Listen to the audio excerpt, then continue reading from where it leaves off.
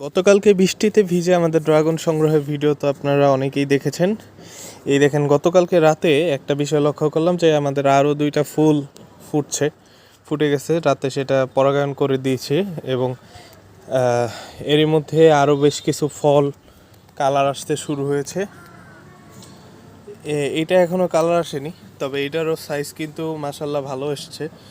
এই যে এই জায়গাটায় কিন্তু এই ছোট্ট একটা জায়গায় 5টা ফল, এবং এইটা টিকলে এটাও সেলফ জাত, এটা টিকলে হয়তো 6টা ফল হবে।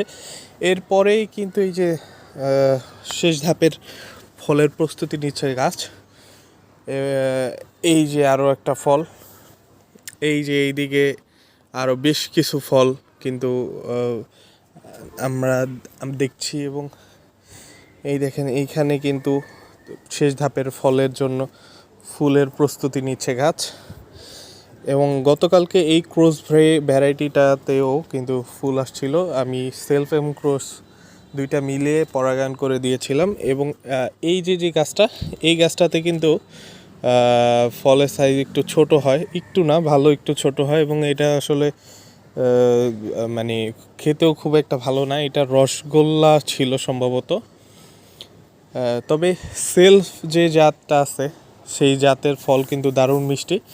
এবং এইখানে একটা ফল ছিল সম্ভবত এই ডালটায় যে ফলটা ছিল সেটাও কিন্তু দারুণ মিষ্টি ছিল খেতে।